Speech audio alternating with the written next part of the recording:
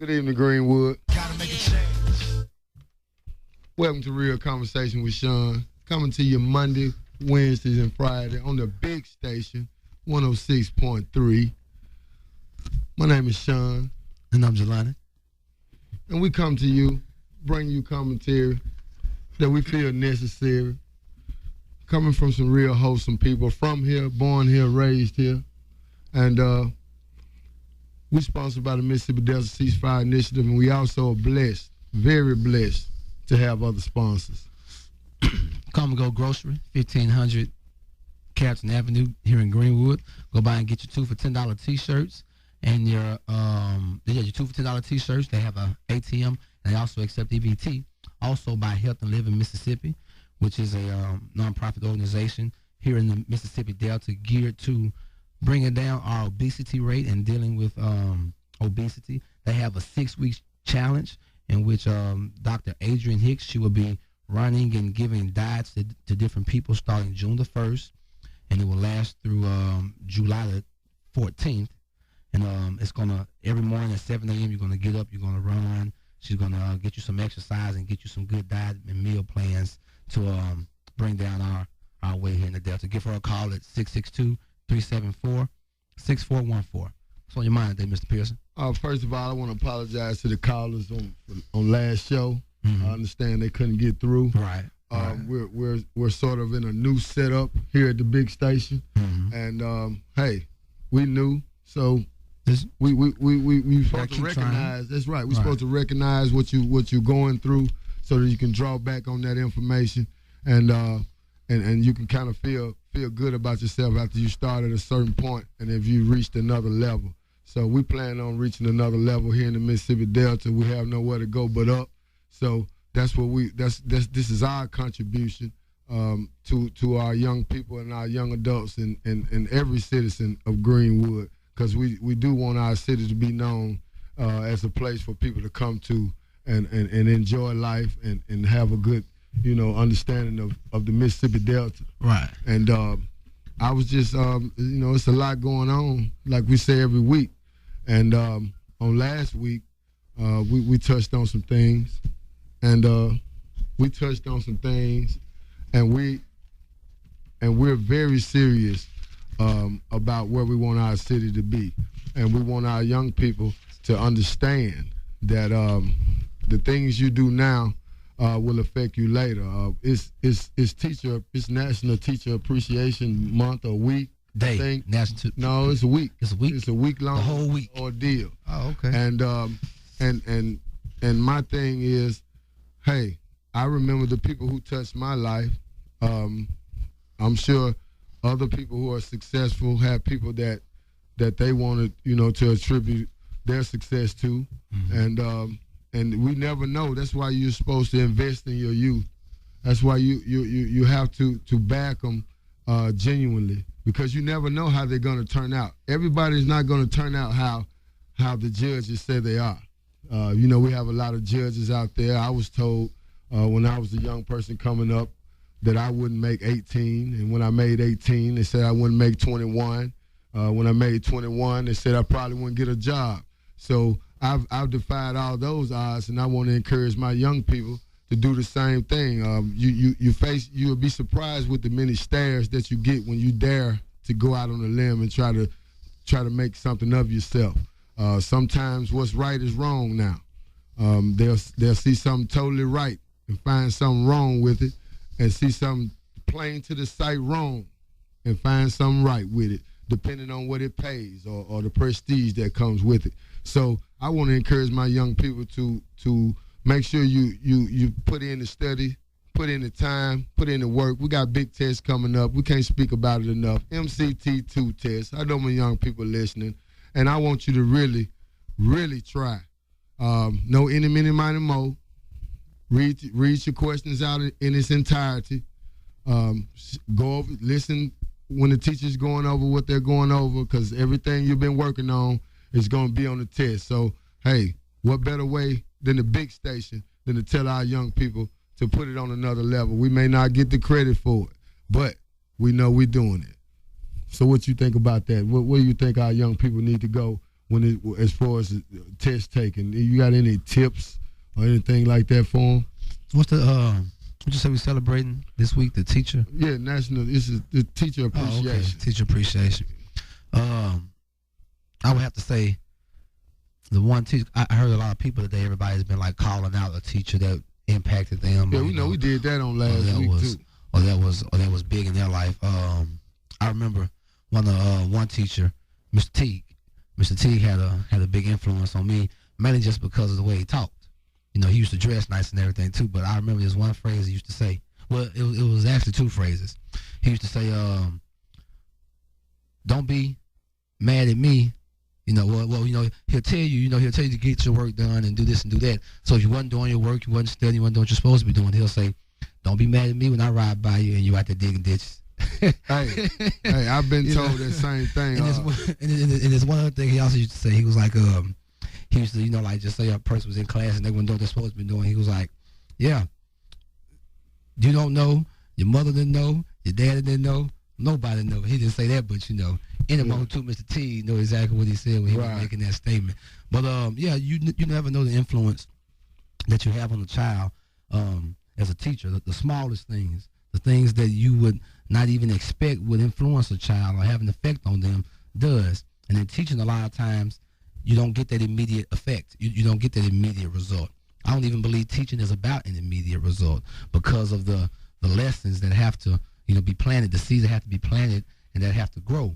The gratification of teaching doesn't come until 10, 15 years down the line when that child comes back and says, "Hey, you know what? I remember what you did for me. I remember what you said to me. I remember how you was there for me." And, you know, I believe teaching is a profession that people should only get in if they love to do it. I don't believe it's a profession a person should get in just to get a job. And here in the Delta, I believe that's what we have, you know, pretty much anywhere in Mississippi. And I believe that has an effect on the test scores and our rating. You know, when you have people doing things just for a job, they don't really love it, and they half do it. So, you know, anytime you half do a job, you're going to get half done results. So, you know, this goes back to what we talk about all the time about other opportunities. There are no other opportunities here for people to get in these other fields, to live out their dreams. You know, some of those teachers might want to be engineers or physicists, you know, a superhero or whatever. But that avenue is not here for them, so they have to go to the next best job field. And the only best job here in the Delta is basically the educational system. So you have a lot of people becoming teachers just for a job, and that's not a job you get just for a job. That's not a job you get to make money. That's a job you get to influence and change and teach children. And if you're not in it for that, then you're in it for the wrong reasons. And that's one of the big reasons why I believe we have the type of system that we have now is because people are getting jobs as teachers and administrators as necessities and not out of love and caring and wanting to do something. Well, I agree with most of what you said. And Mr. Rufus Phillips told me a long time ago that he failed me in math. And I said, "Mr. Phillips, I want to play basketball." Mm-hmm. He said, "All right, son, I wouldn't care if they let the air out the ball." You know? Right. So everybody's not going to be influenced by sports. Everybody's not going to, you know, they say education is not for everybody. School is not for everybody. But an opportunity is for everybody. Right. Everybody should be allowed an opportunity, and it shouldn't be limited. But ignorance is, I was called ignorant a lot coming up, and I was in the house with a teacher. And I had to find out, once I got, you know, old enough, I looked it up, and it was simply a lack of knowledge. Lack of knowledge. I would have took it a lot better if they would. If you had known the meaning of it. If I would have known the meaning of it, but ignorance sounded so bad. Derogatory. It was a derogatory statement, and I'm glad we've stopped using it. You know, because it was used a lot. And a lot of times when you tell a child something over and over again, they begin to believe it because they're sponges. Right. What I mean by a sponge is they tend to believe pretty much, you know, everything that a adult that's over them says, because they have no reason to think that you will lie to them. And nowadays, we're getting the wool pulled over. People are out here pretending that they can help causes, pretending that they're going to bat for them when all the time it's just basically rhetoric, because we're going around in circles. We're not winning. We're not winning a lot of these battles that we're starting. But one thing we can do is to eradicate the problem is get down to the root of it. And the root of it is our people are not going to be like this always. A lot of times people get caught up in situations and they think it's going to always be this way. And it's not. But you have to persevere. Persevere means to endure. When you're back against the wall, that's when it's time for you to come out swinging. And I want my young people to come out swinging on this test. I'm kind of nervous about it because there's been a lot of, distractions, as you can say. Our paper has been full of negative events, whether it be in the boardroom or on the parks. But I want to encourage all my young people to make the right decisions. Get out here and try. Just because it's not popular to do doesn't mean that it's not the right thing to do. A lot of things are not popular. What we're doing right now is not popular to some people. Like I said, I get looks all the time, and I hear about different comments. And when I first started the show, I was told I would lose my job for having a point of view or for wanting my young people to get it on another level. But this was just my way of helping. Yeah. Real Conversation with Sean, brought to you by Come and Go Grocery, 1500 Carrollton Avenue here in Greenwood. Go by and get your 2 for $10 T-shirts. They have an ATM, and they also accept EBT. Also by Healthy Living Mississippi, which is a 6-week event in which Dr. Adrian Hicks is trying to help people here in the Delta lose weight. Mississippi is a leader in obesity, and this organization is geared to helping fight obesity. She's having a 6-week challenge starting June the 1st, and it'll run through July the 14th, to where every morning you will get up, walk, run. She'll give you a customized meal plan or a diet plan for you to eat, and she guarantees that you can lose up to 25 pounds in those 6 weeks. So ladies, you know it's hot. You want to get out in your bikini, your beach bodies. Give Dr. Hicks a call. 6 weeks, she'll have you looking fine as wine. Everybody says in the winter they're gonna get right for the summer. Right. I hear that all the time, and got to get right for the summer. Also, I sponsor Main Street Chevron, 800 Main Street. They now have short orders, hot dogs, hamburgers, cheeseburgers, Philly cheesesteak sandwiches, club sandwiches. They have the whole works. Go down there and pick your combo up. Hey, what I want to talk about is I want to go back to something. I don't mean to cut you off, but I wanted to talk about the good news I saw in the newspaper about Miss Curry in a local business or a business coming to our area. Caller, you on there? Caller. Hello, how you doing? How you doing? Oh, this is Betty Cox.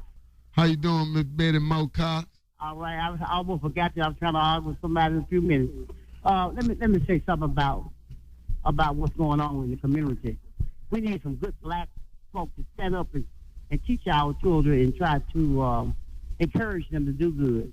But everybody went to sleep since Dr. King dreamed. Man, what you say? The truth of the matter is that nobody wants the problem. No, they grieve in their farm. It's okay, but we need to get back to the streets and start marching, and that gets the result. The truth of the matter is that I understand about the park. The young man got shot. I understand because I had a child who was gunned down. Mr. Vincent Cox, my boy. I talked to the mayor. You see what I'm saying? Right. But I got some strategies that we gonna use. Gonna take you to the street. I'm gonna try to talk to some people about helping young folks get some support groups and everything, because it's a shame these leaders they got their hands tied and they're just looking out for themselves, not looking out for the community. You understand me? Yes, ma'am. And the thing about it is, old people back in yesterday, my foreparents, they didn't have no education, they had sense.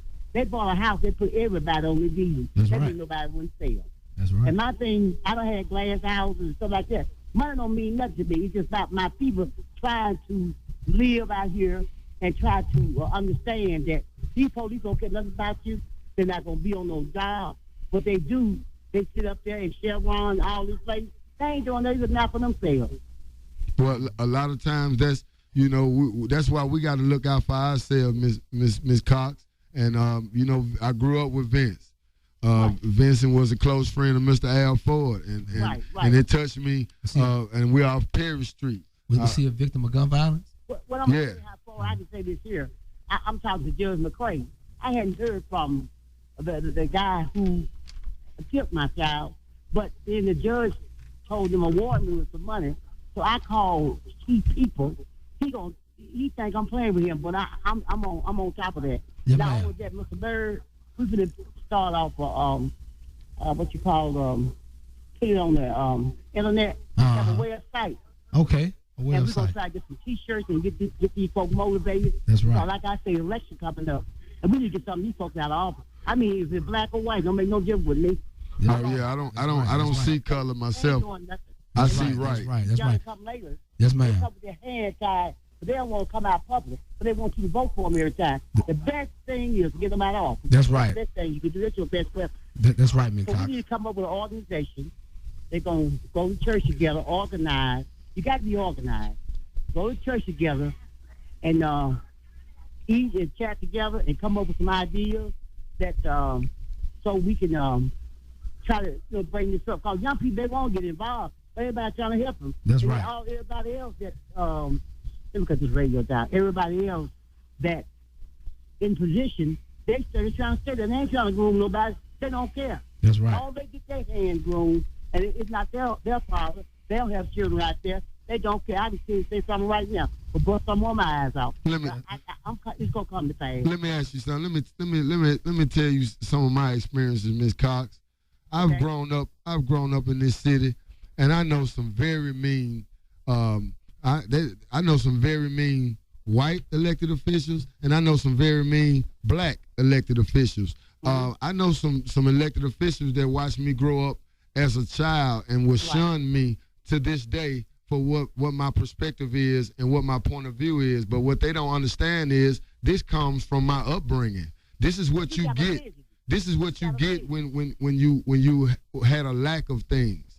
This is the kind of young man you're gonna get. This is the kind of old person you're gonna get. Someone who's gonna get out there and make sure the other young people that's out there doesn't have to endure what I endured. And my whole thing is this: I turned out to be a pretty good dude, but at the same time, I'm still being judged. I was told what I wasn't gonna be able to do, and it wasn't a grown person that I wanted to be like. It was a Mr. Al Ford. It was a Doc. It was a Ted Barrett. It was one of my peers.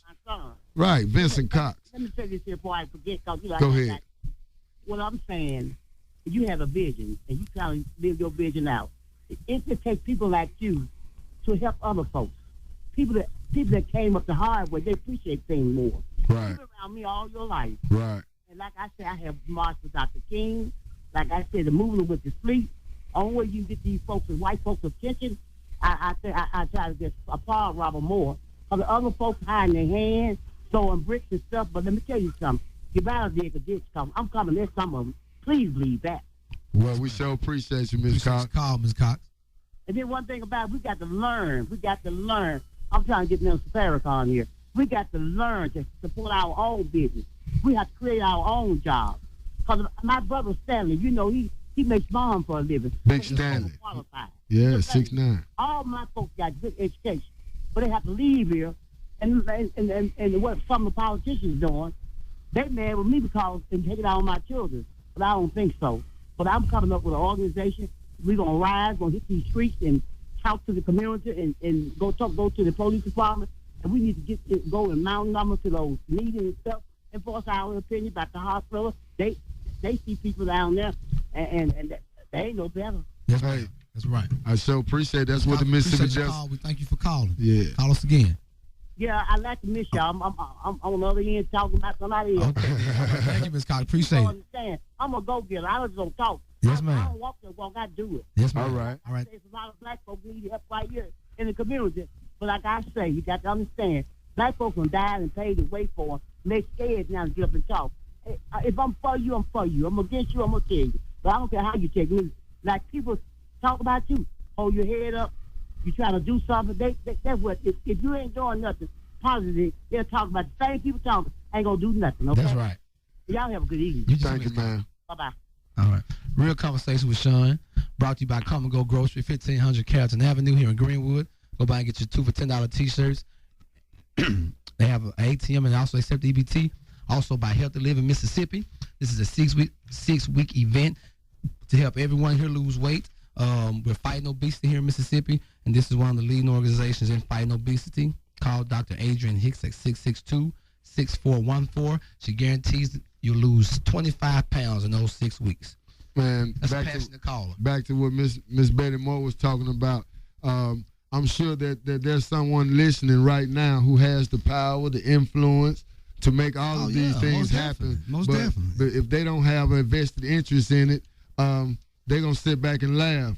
They'll sit back and pass judgment. But like I say, I'm holding a conversation with you right now. And I've challenged you. I challenge anybody with power, influence, who think there's somebody to actually make a difference. Get out here and make a difference. To actually do something. And maybe there won't be room for a real conversation with Sean or Greenwood Morning. Or maybe there won't be room for a shooting out in the park full of people. Or a disgruntled school district. Or disgruntled school district. Yeah, I mean, the things you want us to not say anything, but don't put it out there. I mean, if it's not there, then there will be nothing for us to say. We'll find something else to talk about. Carla, you on there? Yes, I forgot to tell you all. What's up, Miss Mo?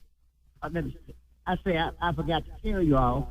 Anybody that went to Mary Nathan School from Middle City, their college not accredited, but what them folks call their river from Mississippi Delta Junior College, take them in. I'm talking to some constituents and also about a lawsuit. They can call me at 901-870-0345.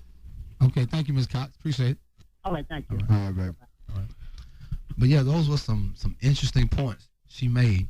One point about how leaders don't groom anyone, how they don't bring anyone under their wing, to eventually replace them. It's because, for one, the leaders don't intend on being replaced. Well, to me, this seems like they're immortal. And I know this not a TV show, and I know it's not a cartoon. But that's why I want our young people to see we're dying at an alarming rate. The young people are the ones dying at an alarming rate. So therefore, we got people sitting back thinking they protected. But meanwhile, he leaving you here so you can do something. He's giving you a chance. Because if you live 60, 70 years and things are still going on like they are, he has our mentors still here with us. And we need our mentors. We need our mentors for more than just judging us when we're doing something wrong. We want them for a preventative measure. Give us information that we need to move forward. And I'm already doing it. I want my young people